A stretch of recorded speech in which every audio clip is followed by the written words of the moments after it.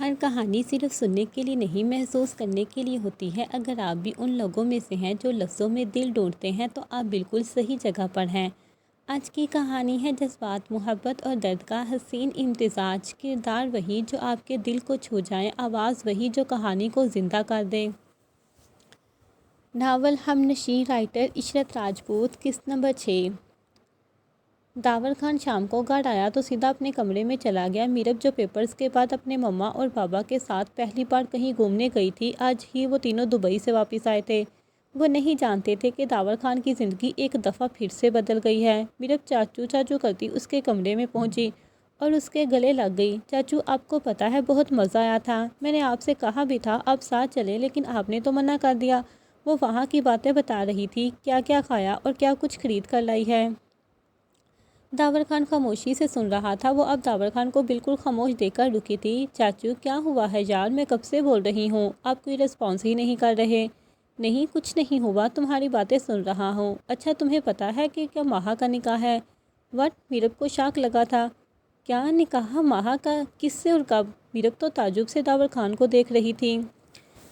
ہاں، کل ہی مجھے کارڈ ملا ہے، تمہیں نہیں پتہ کیا اس بارے میں؟ میرب کو تو گہرا صدمہ پہنچا کہ اس کی بیسٹ فرینڈ کو نکاح اور اسے کسی نے بتایا بھی نہیں۔ لیکن میرب نے خود ہی اپنا فون آف کیا تھا کیونکہ وہ اپنے ماں باپ کے ساتھ انجوائے کرنا چاہتی تھی اور اب فون آف کرنے پر پچھتا رہی تھی۔ اچھا میرب، ایک بات بتاؤ، کیا ماہا کسی کو پسند کرتی ہے یا اس کا کوئی رشتہ ہوا ہو؟ تمہیں پتہ ہے کیا؟ میں اس لیے پوچھ رہا ہوں کہ اچانک سے نکاح کا سنا تو مجھے بھی حیرانگی ہوئی۔ داور خان نے پہلے ہی بہانہ بنا دیا، کہیں میرب اب یہ نہ کہہ دے کہ آپ کیوں پوچھ رہے ہیں۔ نہیں چاچو، ایسا تو کچھ نہیں، اگر ماہا کسی کو پسند کرتی تو کیا مجھے نہ بتاتی؟ رشتہ؟ اس بارے میں تو کبھی کوئی بات ہی نہیں ہوئی اس سے۔ اور میرب اٹھ کر چل دی تو داور خان نے روک دیا۔ کہاں جا رہی ہو؟ ماہا کی طرف۔ ایسا کیسے کر سکتی ہے وہ؟ کم از کم مجھے تو بتا دیتی نا وہ۔ اچھا رہنے دو، وہ خوش ہے، کیا ہمارے لیے یہ کافی نہیں ہے؟ کل نکاح ہے تو تب ہی چلی جانا، ویسے بھی تم سفر سے آئی ہو، تھک گئی ہوگی، جاؤ آرام کرو۔ میرب چلی تو گئی لیکن اسے بہت غصہ آ رہا تھا۔ میرب تو تھکن کی وجہ سے سو گئی لیکن داور خان ساری رات سگریٹ سے خود کو سلگاتا رہا۔ اس کے لیے کتنی تکلیف دہ وہ رات تھی یہ صرف وہی جانتا تھا۔ کل کے صبح اس کی محبت کسی اور کے نام ہونے والی تھی۔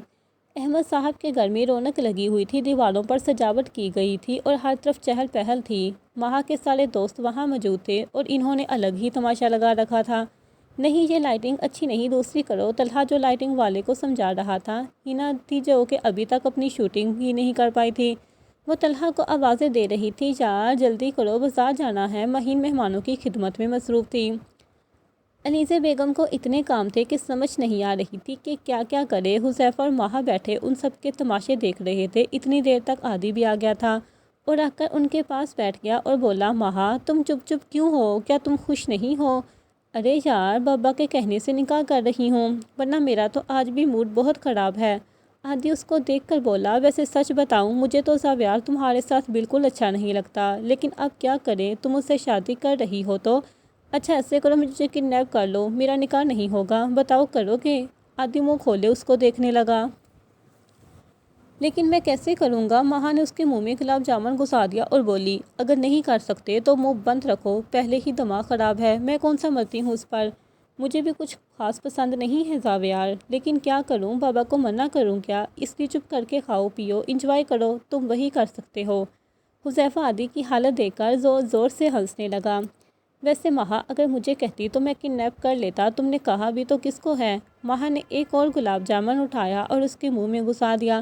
آئے بڑے مافیا کے سردار، کڈنیپ کرنا ہے؟ دفعہ ہو جاؤ، سر پھاڑ دوں گی تم سب لوگوں کا۔ ہینا اس طرف آتے بولی، یار تم دلہا میاں کو سوچو نا، ہائے کاش میری شادی ہو رہی ہوتی، میں تو خوشی سے بنگڑے ڈالتی۔ اچھا تو تم کر لو میری جگہ نکاح۔ ہائے یار، ہماری ایسی قسمت کہاں کہ زاویار جیسا ہینڈسم لڑکا ملے، مجھے تو یہ لنگور ملا ہے۔ اس نے طلحہ کی طرف اشارہ کیا اور وہ جو اسے صوفے سے دوسری طرف کھڑا تھا، کشن اٹھا کر اسے مارا، لیکن اس نے بتیسی نکالتے ہوئے کیچ کر لیا تھا۔ ان سب کی مستیاں ایسے ہی چل رہی تھیں کہ عادی بولا، یار میرب نہیں آئی ابھی تک؟ تمہیں بہت انتظار رہتا ہے ہمیشہ میرب کا، خیر تو ہے نا؟ ہینا عادی کو چھے رہی تھی۔ ماہا نے بھی عادی کا بغور جائزہ لیا اور عادی نظریں چراتے ہوئے بولا، وہ بڑے باپ کی بیٹی ہے، میری ایسی قسمت کہاں، اور بکواس نہ کرو، اگر وہ سن لے یہ سب تو کیا سوچے گی؟ اچھا جی، خیر اس کو انوائٹ نہیں کیا کیا تم نے؟ کیا ہے انوائٹ، تاور کو کاٹ دیا تھا، زاویار نے پتہ نہیں کیوں نہیں آئی ابھی تک۔ شام ہو چکی تھی اور آج شام ہی ماہا اور زاویار کا نکاح تھا، اور زاویار سفید کرتا پہنے ہوئے تھا اور آج زبردستی ماہا کو بھی فراق پہنا دی تھی، جو کہ لانگ فراق تھی۔ اس کے لیے لہنگا بنوایا تھا زاویار کی ماں نے، لیکن ماہا نے منع کر دیا، وہ نہیں پہن سکتی تھی اتنا بھاری جوڑا۔ اس نے جو فراق پہنی اس سے میں وہ بہت تنگ کر رہی تھی، لیکن مجبوری تھی کہ پہن لی۔ وہ سامنے اسٹیج پر بیٹھی تھی، کسی بھی جذبے سے بالکل آڑی، بالکل سپاہ چہرہ، جبکہ ساتھ بیٹھے زاویار کی خوشی کا کوئی ٹھکانہ نہیں تھا۔ اس کی مسکراہٹ بتا رہی تھی کہ وہ کتنا خوش ہے۔ وہ بس خاموشی سے بیٹھی سامنے لوگوں کو دیکھ رہی تھی۔ جب نکاح کے لیے مولوی کو بلایا گیا تبھی سامنے میرا باتی دکھائی دی تھی اور اس کے پیچھے داور خان مرے ہوئے قدموں سے چلتا ہوا رہا تھا۔ اس کی آنکھیں سرخ تھی اور وہ بہت ضبط سے کام لے رہا تھا۔ اس کے ساتھ ایان بھی تھا، وہ بالکل اجڑے ہوئے حلیے میں تھا۔ اس کا ارادہ نہیں تھا جانے کا، وہ تو میرب کو ڈراپ کرنے آیا تھا، لیکن نہ جانے کسی وجہ سے وہ بھی اندر آ گیا۔ شاید وہ دیکھنا چاہتا تھا کہ وہ کیسی لگ رہی ہے۔ ماہا کی نظر جیسے ہی میرب پر پڑی وہ اٹھ کر اسٹیج سے نیچے آنے لگی، لیکن زاویار نے داور خان کو جہاں دیکھا تو ماہا کا ہاتھ پکڑ لیا اور اسے واپس وہیں بٹھا دیا۔ زاویار کیا بدتمیزی ہے، میرب آج اتنے دن کے بعد ملے گی مجھ سے، اور تم نے کیوں روکا ہے مجھے؟ زاویار نے اس کو چپ رکھنے کے لیے کہا۔ یار تم دلہن ہو، تمہارا اسپیشل دن ہے، میرب خود آئے گی ابھی تمہارے پاس، اور ویسے بھی نکاح ہونے لگا ہے، بیٹھو تم۔ زاویار نے مولوی کی طرف اشارہ کیا جو نکاح نامہ پڑھ رہا تھا۔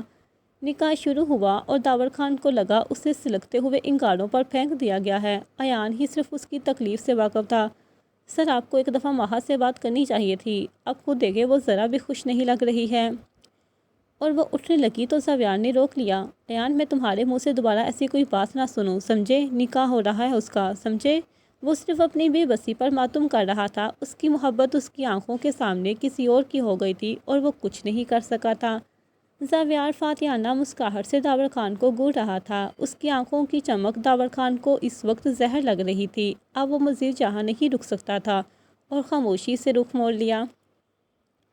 ماہا نے اسے جاتے ہوئے دیکھا۔ میرب جو اسے مبارکباد دے رہی تھی، ماہا نے اس سے پوچھا، میرب داور واپس کیوں جا رہا ہے اور اسے ہوا کیا ہے؟ اس کا چہرہ دیکھو جیسے صدیوں سے بیمار ہو، اور حالت کیا بنا رکھی ہے؟ ہاں مجھے بھی لگ رہا تھا، میں نے پوچھا تو کہا کہ طبیعت ٹھیک نہیں ہے، وہ بس مجھے ڈراپ کرنے آئے تھے اس لیے چینج نہیں کیا تھا۔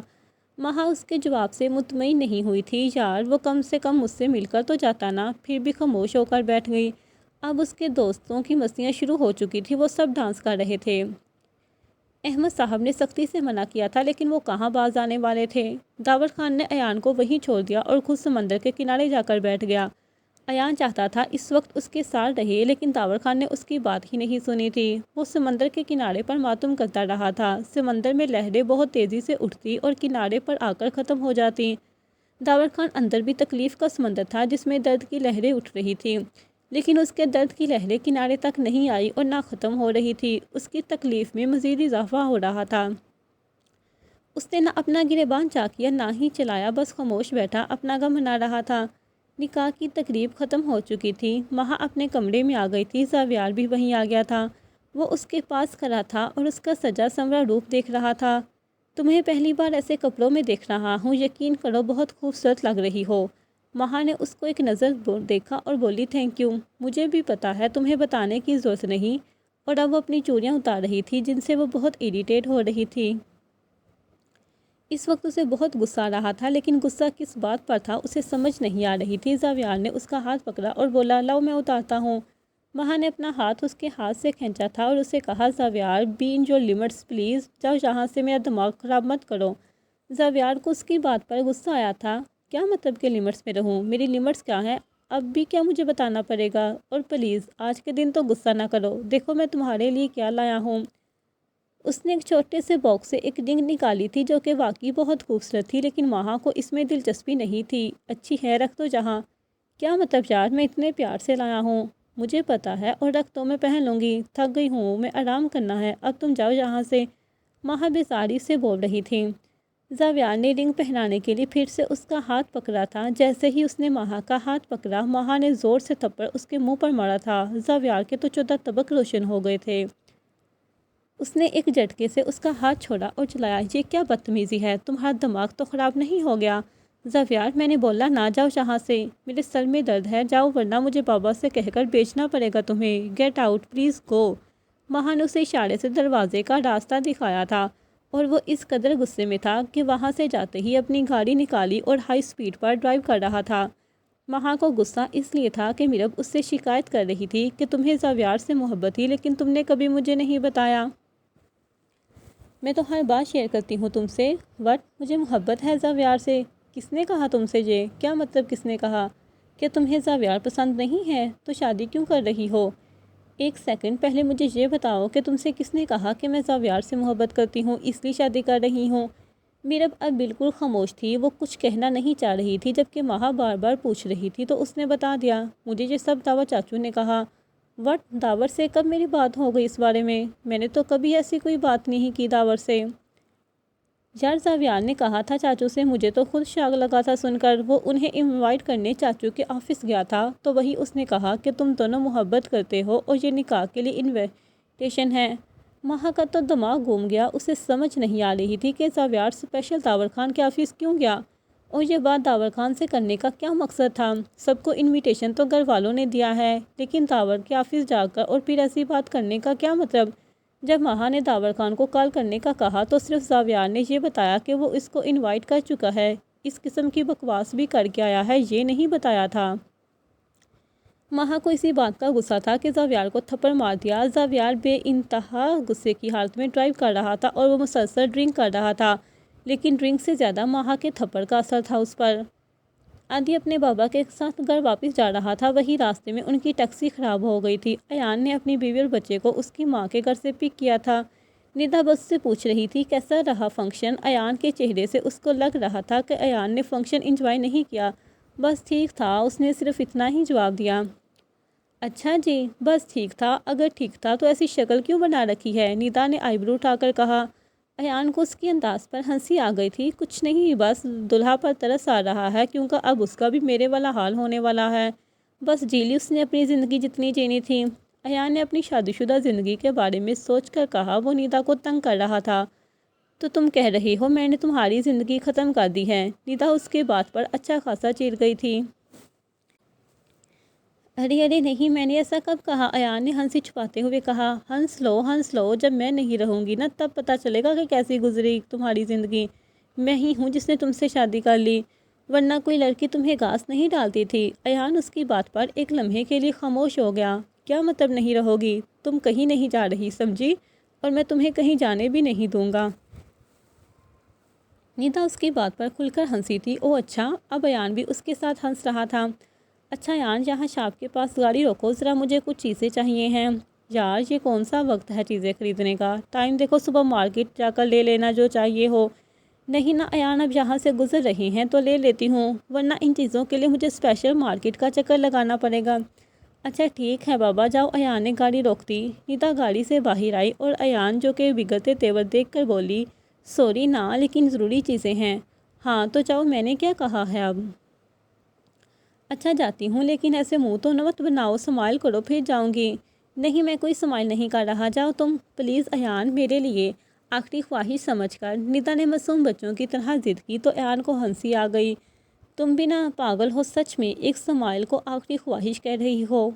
ہاں جی، کیونکہ میں تمہاری یہ خوبصورت مسائل دیکھ کر تو جیتی ہوں۔ ندا جو گاڑی کے شیشے کے اندر سے جان کر بات کر رہی تھی، ایان کے گال کھینچتے ہوئے بولی اور شاپ کی طرف بڑھ گئی تھی۔ عبداللہ گاڑی کی پچھلی سیٹ پر سو رہا تھا۔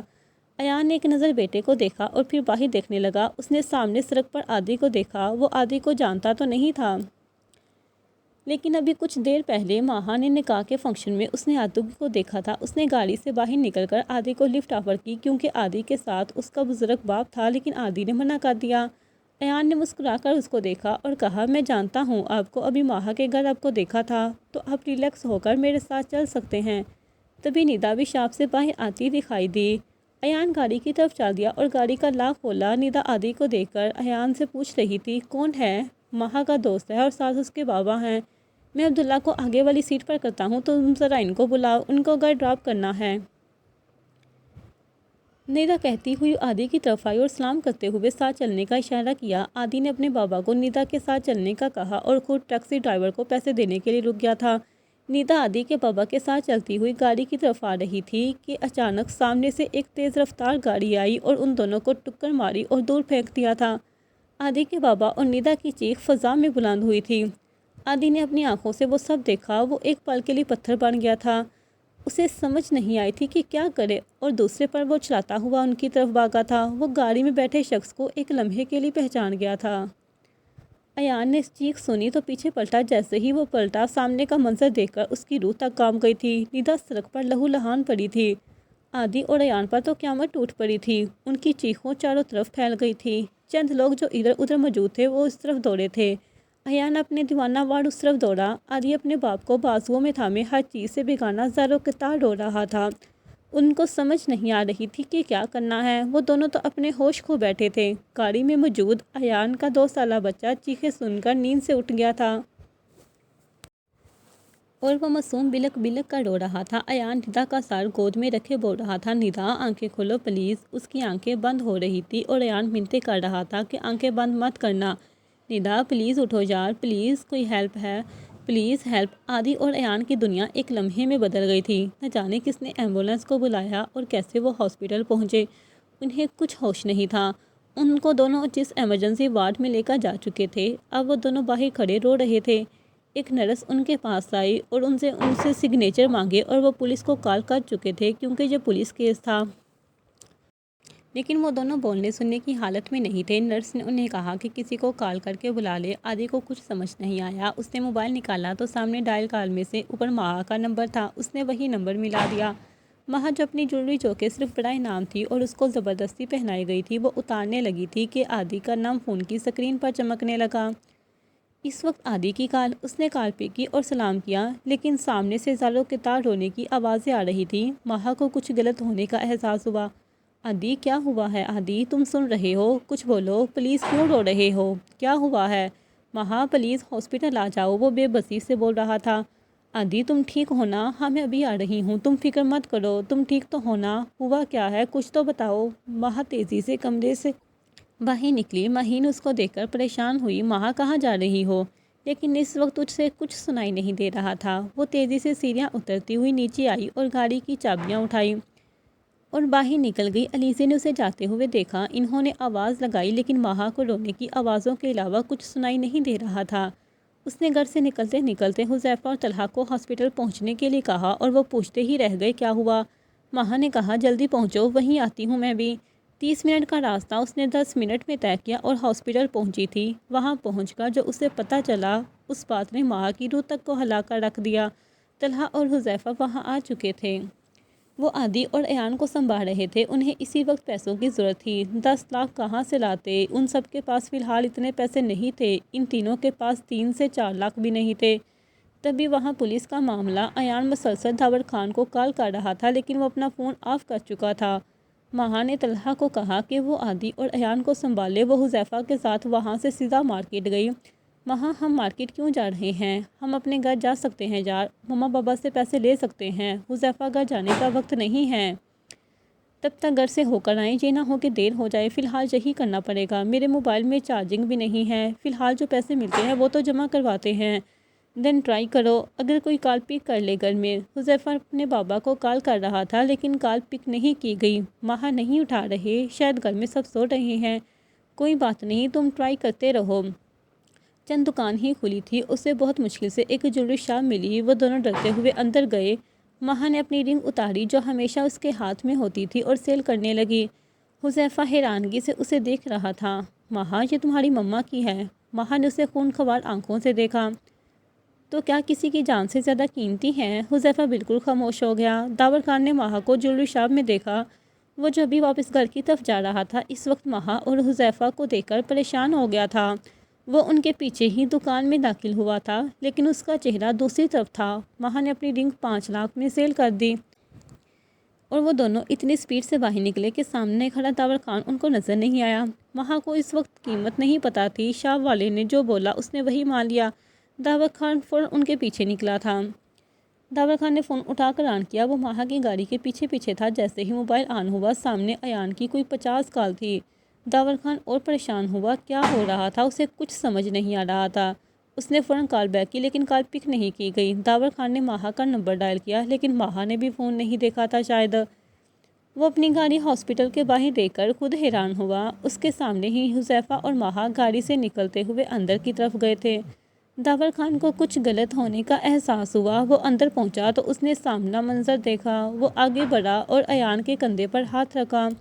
ایان اس کے گلے لگ کر رونے لگا تھا۔ ایان کیا ہوا ہے؟ اور ادھر دیکھو میری طرف، بتاؤ یار، رونا بند کرو پلیز، میں ہوں نا، پلیز چپ کرو اور بتاؤ کیا ہوا ہے۔ طلحہ نے اس کو سنبھالا کیونکہ وہ کچھ بولنے کی حالت میں نہیں تھا۔ اس نے سوالیہ نظروں سے ان سب کی طرف دیکھا۔ وہ ایکسیڈنٹ ہوا ہے بھابھی کا اور عادی کے بابا کا۔ داور خان کو جھٹکا لگا تھا لیکن اس نے خود کو سنبھال لیا تھا۔ اس نے ماہا کا پوچھا جو کاؤنٹر پر پیسے جمع کروا رہی تھی، پلیز آپ یہ رکھیں، کچھ دیر تک ہم باقی پیسے دے دیتے ہیں، گھر والوں سے جیسے ہی رابطہ ہوتا ہے ہم باقی پیسے دے دیتے ہیں۔ داور خان آگے بڑھا اور کارڈ سامنے کیا تو کاؤنٹر پر موجود لڑکی نے اس سے کارڈ لے لیا۔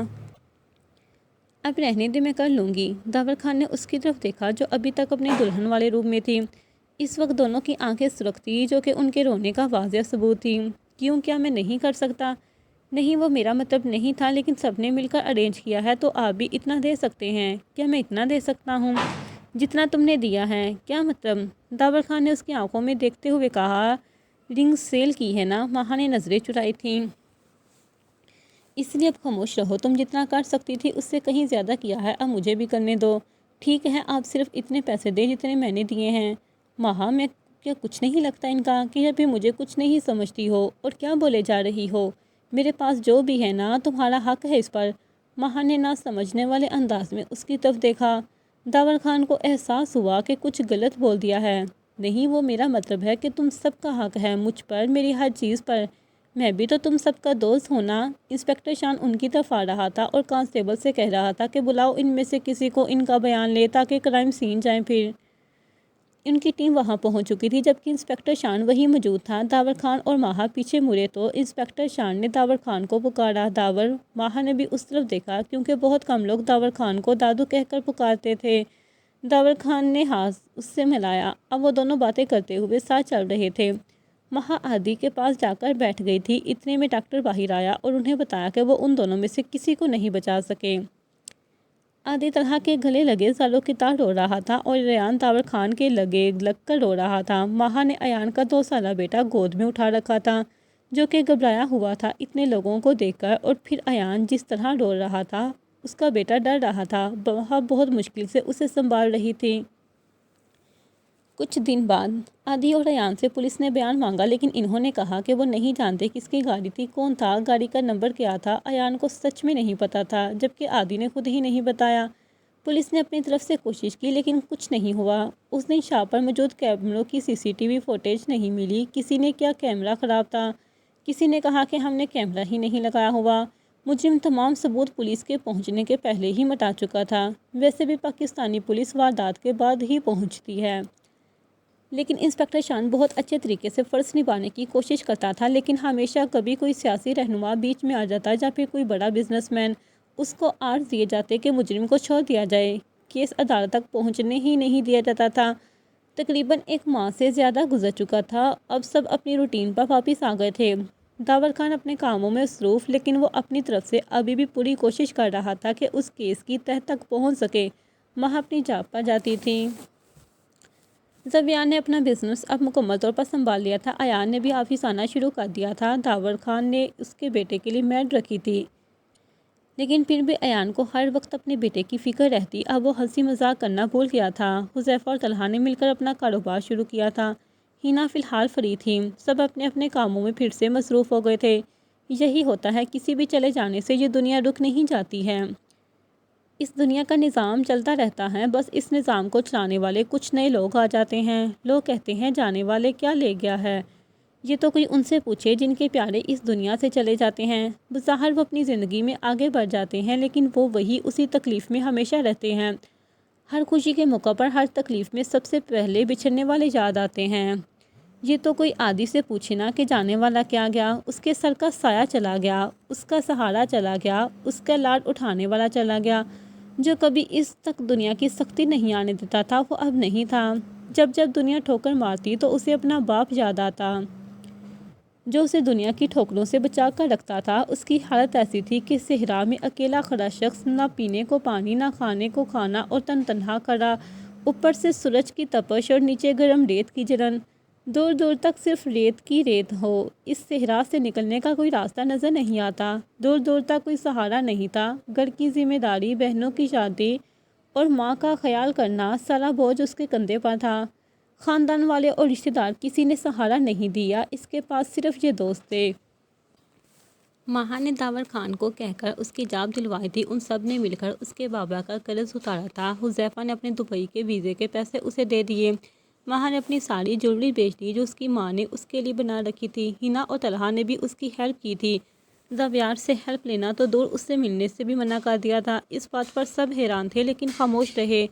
ماہا آفس میں بیٹھی کام کر رہی تھی، تبھی ہلچل مچی کہ باس آ رہے ہیں۔ احتشام ملک آج اپنے آفس آ رہا تھا۔ اس کا بزنس بہت بڑا تھا۔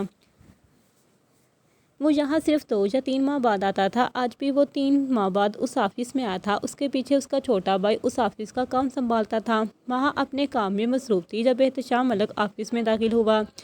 سب اس کے ویلکم کے لیے کھڑے ہو گئے تھے لیکن ماہا ابھی تک اپنے کام میں مصروف تھی۔ اس نے بہت کم وقت میں بہت کچھ سیکھ لیا تھا۔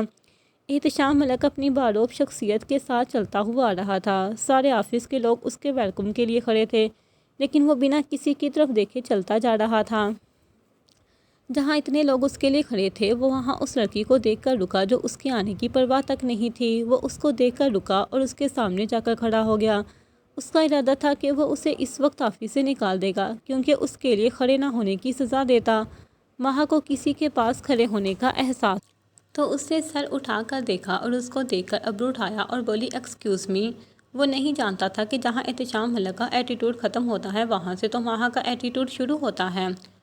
اس نے ماہا کو دیکھا تو دیکھتا ہی رہ گیا کیونکہ خوبصورتی اس کی کمزوری تھی اور ماہا بلا کی خوبصورت تھی۔ ماہا نے ٹیل پونی کی ہوئی تھی، اس کے کندھے پر سارے بال لٹک رہے تھے۔ بلیک جینس پر اس نے سفید شرٹ پہن رکھی تھی اور اوپر بلیک جیکٹ پہن رکھی تھی۔ احتشام ملک نے اس کو دیکھا تو چہرے پر ایک گھٹیا مسکراہٹ تھی۔ ماہا ابرو اٹھائے ابھی تک اسے گھور رہی تھی۔ سب کو لگا تھا کہ اب تو یہ گئی۔ احتشام ملک نے کہا، اسے میرے آفس میں بھیجو، اور آگے بڑھ گیا۔ اس کے ساتھ ایک اور شخص تھا، وہ بھی ساتھ ہی آفس میں جا چکا تھا۔ ماہا کس کو علم نہیں تھا کہ وہ باس ہے، لیکن اگر اس کو پتہ بھی ہوتا تو وہ کسی کے لیے بھی کبھی ایسے کھڑی نہ ہوتی۔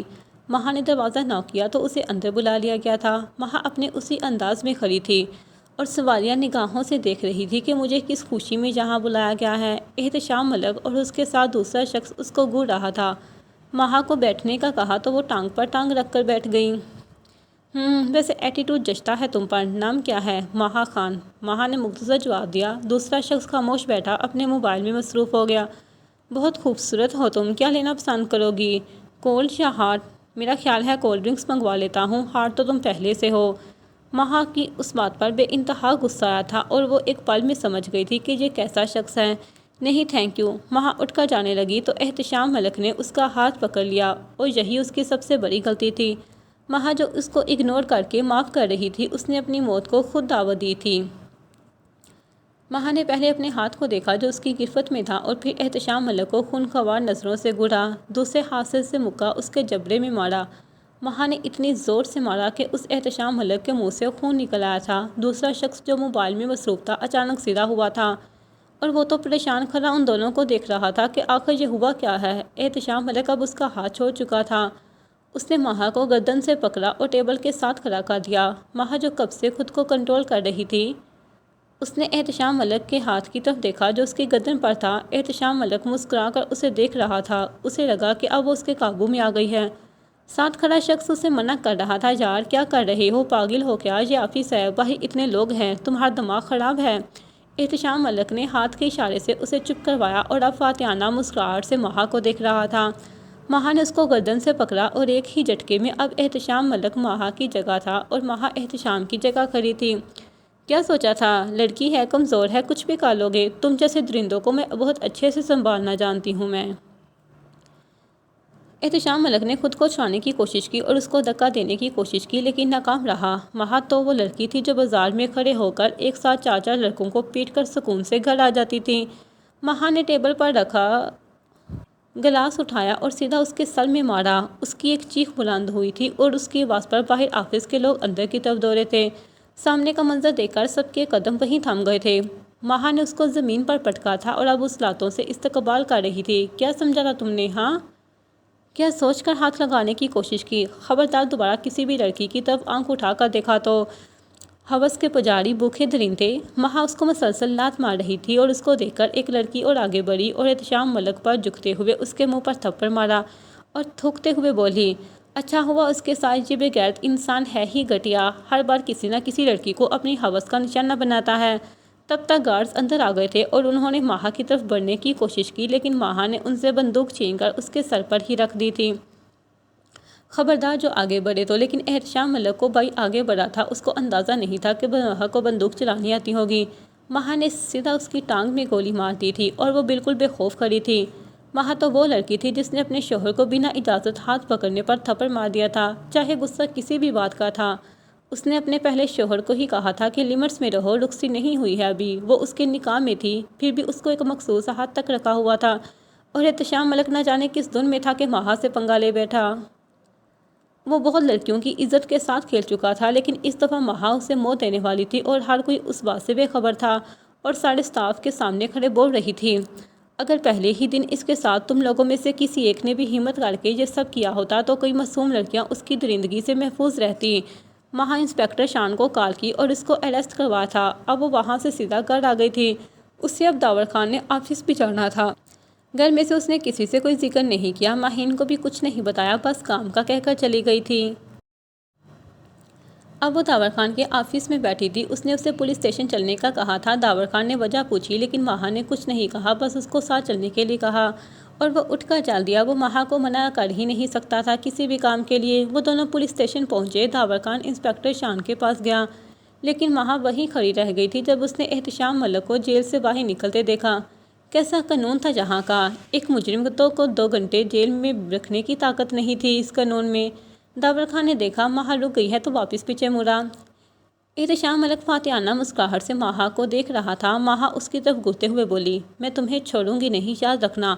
ماہا نام ہے میرا، تمہارے لیے صرف 2 جگہ ہیں، یہ جیل یا پھر قبر۔ یہ قانون تمہیں جیل میں نہیں رکھ سکا، لیکن میں تمہیں قبر تک پہنچا کر رہوں گی، یہ میرا وعدہ ہے تم سے۔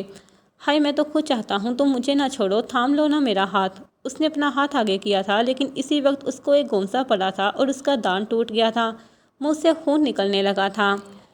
وہ پہلے ہی پٹیوں میں لپٹا ہوا تھا، جس سے اندازہ ہو رہا تھا کہ وہ جیل میں نہیں، شاید ہاسپٹل سے آیا تھا مرہم پٹی کروانے۔ وہ نیچے گر چکا تھا۔ داور خان نے اس کو اوپر اٹھایا اور اس پر ٹوٹ پڑا تھا۔ تمہاری ہمت کیسے ہوئی ہاتھ بڑھانے کی؟ دوبارہ اگر آنکھ اٹھا کر بھی دیکھا تو دیکھنے کے قابل نہیں رہو گے تم، جان لے لوں گا تمہاری۔ خبردار جو دوبارہ اس کی طرف دیکھا بھی تو۔ ماہا خود حیران تھی، داور خان اتنی شدت اور نفرت سے اس کو مار رہا تھا۔ پولیس والوں نے آگے بڑھ کر اس کو پکڑا تھا۔ احتشام ملک کا وکیل بولا، میں تم پر مقدمہ کروں گا، قاتلانہ حملہ کیا ہے تم نے میرے کلائنٹ پر۔ وہ بول تو گیا، کیونکہ اس نے ابھی تک داور خان کا چہرہ نہیں دیکھا تھا، کیونکہ وہ دوسری سائڈ سے ابھی آیا تھا۔ داور خان نے مڑ کر اس کی صرف ایک گولی دکھائی تھی، وہ وہیں خاموش ہو گیا تھا اور احتشام ملک کو لیتا وہاں سے جا چکا تھا۔ ماہا داور خان کے اس ری ایکشن پر حیران تھی۔ اس کی آنکھوں کی شدت دیکھ کر اسے ایک پل کو ڈر لگا تھا، اگر اس کا بس چلتا تو شاید وہ احتشام ملک کو زندہ زمین میں دفن کر دیتا۔ ماہا سوچتی ہی رہ گئی، ابھی تو اس نے آفس میں ہونے والا واقعہ نہیں بتایا تھا، اگر اس کو پتا ہوتا تو نہ جانے وہ کیا کرتا۔